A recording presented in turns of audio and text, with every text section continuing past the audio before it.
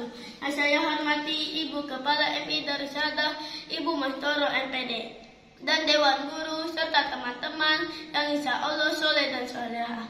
Puji syukur kita panjatkan kepada Allah Subhanahu wa Ta'ala karena kita sudah diberi nikmat sehat walafiat. Pada kesempatan kali ini kami akan bercerita tentang Nabi Ibrahim alaihissalam menyembelih anaknya sendiri, Nabi Ismail alaihissalam. Nabi Ibrahim mempunyai dua orang istri.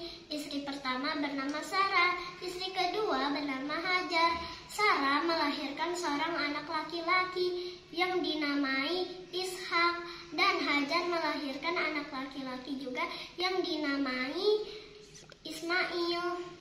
Sarah merasa kurang senang hidup bersama Hajar. Berkali-kali ia meminta suaminya agar Hajar dan anaknya dipindahkan ke tempat lain.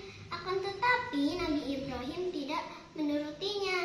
Barulah setelah mendapat perintah dari Allah, Nabi Ibrahim mengajak Hajar dan Ismail ke Mekah. Ismail yang masih menyusu pada waktu itu terpaksa harus mengikuti kedua orang tuanya menempuh perjalanan jauh dan melelahkan.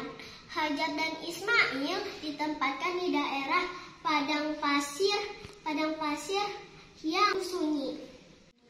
Ia pun berangkat ke Mekah bertemu Hajar dan Ismail di padang Arafah. Anak dan istrinya itu sedang mengembalakan hewan ternak yang cukup banyak. Dalam perjalanan pulang, mereka beristirahat di Musdalifah karena kelelahan dan akhirnya tertidur. Dalam tidurnya yang sebentar, Nabi Ibrahim mendapatkan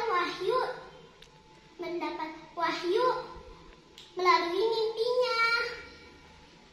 Ia juga pada akhirnya memberi mimpinya kepada Ismail.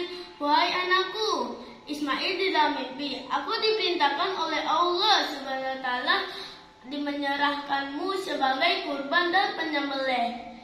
Bagaimana pendapatmu, wahai anakku?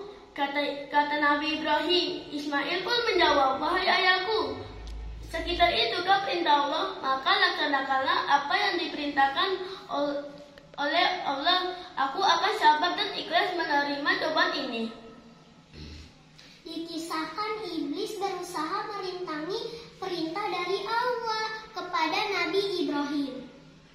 Berkali-kali iblis membujuk Nabi Ibrahim agar tidak melaksanakan perintah dari Allah.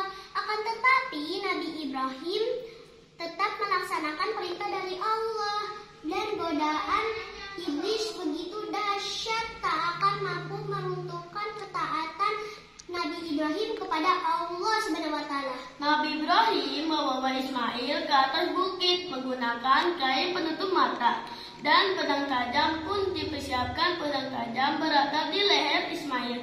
Tiba-tiba tubuh Ismail digantikan seekor kambing yang gemuk oleh malaikat Jibril. Demikianlah selamatlah Nabi Ismail dari penyembelih ini.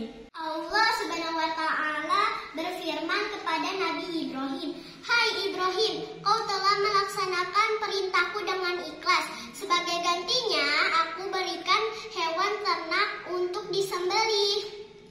Cobaan ini besar bagimu. Peristiwa itu terjadi pada 10 Zulhijjah di Mina yang sampai sekarang dirayakan oleh umat Islam sebagai Hari Raya Idul Adha. Demikianlah serangkaian kisah Nabi Ibrahim. Semoga dapat mempertebal iman dan takwa kita kepada Allah. Amin amin ya rabbal alamin. Sekian dari kami. Wassalamualaikum.